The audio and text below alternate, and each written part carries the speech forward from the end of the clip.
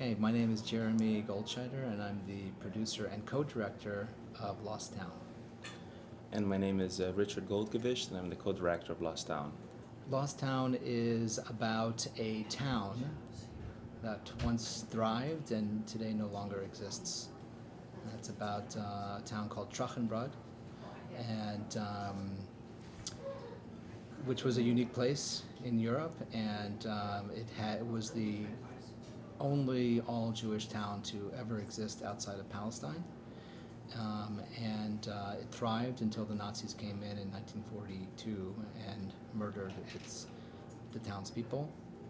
33 people survived the massacre at Trochenbrod, and the film tells the story of one man's search to piece the town together again.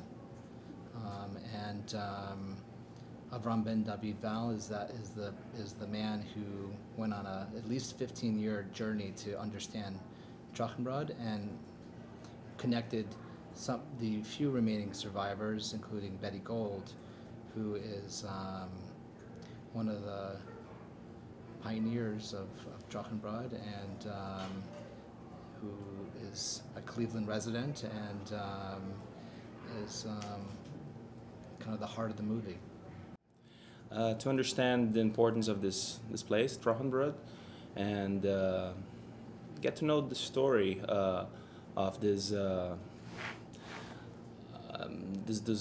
world that's no longer there, but yet lives on in the memory of the people that survived the massacre and beyond. You know, the people that now have learned the story through the generations. I guess the value of remembering. I think it's one way of putting it.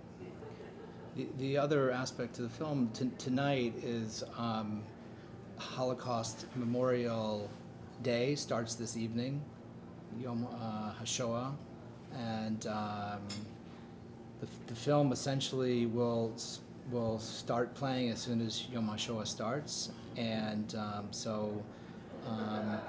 that's an important aspect to this film. It's there's many Holocaust stories, and this is a very important one, and this is how, you know, the festival and the viewers and the filmmakers will commemorate this special day this year.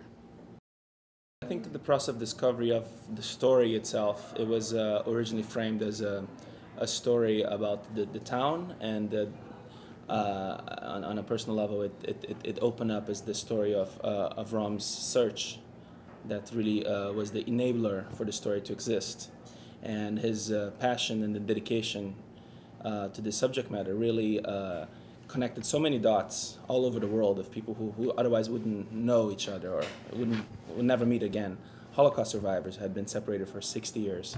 So understanding that, following that thread, trying to find that line was really, I think, a big revelation. Like, wow, this is a beautiful angle into the story, a beautiful way in.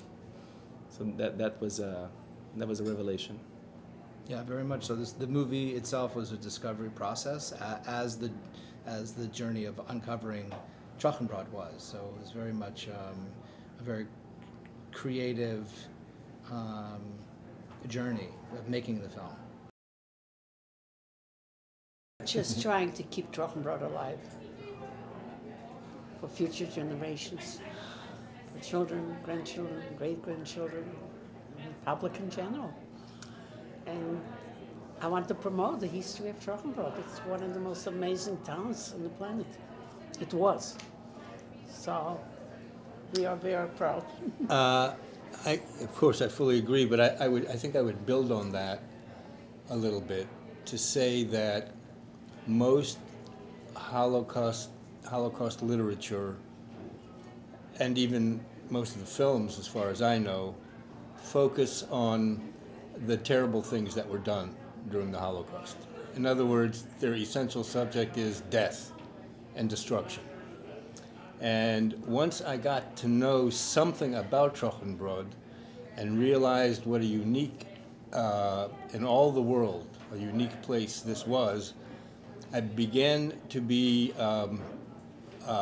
passionate, to be possessed, frankly, by the desire to let people know what was there, not just about the death of it.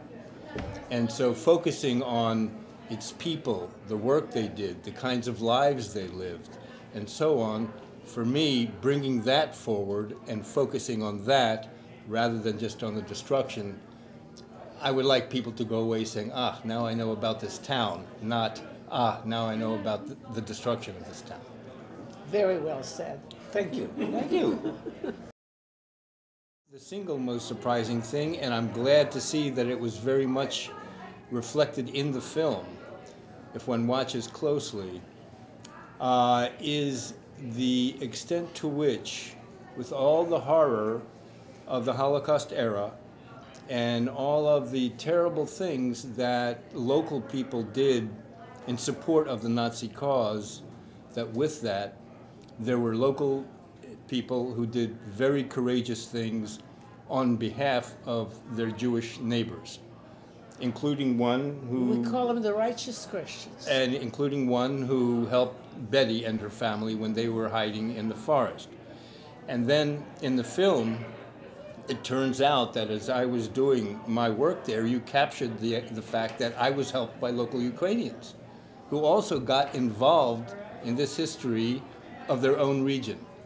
So I'd say Ukrainians and Poles primarily, who did remarkable things to help their Jewish neighbors, while most of their neighbors, Poles and Ukrainians, were doing horrible things, was what surprised me the most in my investigations.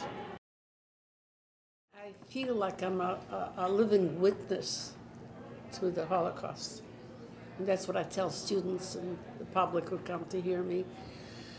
And I have proof how much a lot of people, students, universities, colleges, and high schools, learn from all the letters that I have received from them. I've got 3,640 letters in the trunk, all from people who heard me talk. And I'm very proud of that they listened and learned something and responded to me. And that's really gratification. I just want to teach the world about Trochenbrod. You know, I always say they took Trochenbrod away from me, but they can't take me away from Trochenbrod. I live and sleep and eat and exist and talk about my beloved Trochenbrod. You have no idea what a sweet little town it was. And I was very fortunate to have been born there and lived there and witnessed the people, the town. And I remember everything, because before I go to sleep since the Holocaust, I know where every person lived and their names, and I have a map in my house of the street and the people who lived there. And to me, that's my Trochenbrod. And I have like a Holocaust wall in my house. And part of it was about the trips and Zhilbinsky and history about Trochenbrod and its people. And it was wonderful. I miss it. If it were there, let me tell you something. By this time, it would be a very progressive big city. Very cultural and business-wise and all that. It really would have been a very important city in Poland or in Russia, whoever's occupying Trochenbrod at the time. I have wonderful memories, and I can't stop living it. And I'm so proud of all of you who American descendants from Trochenbrod, that you give of yourself and take the time to make history and develop a film and articles. And I'm so grateful to all of you. You're wonderful. Thank you so much. And on behalf of all the Trochenbrod victims, I thank you all for all your efforts. What you accomplished is great. Thank you.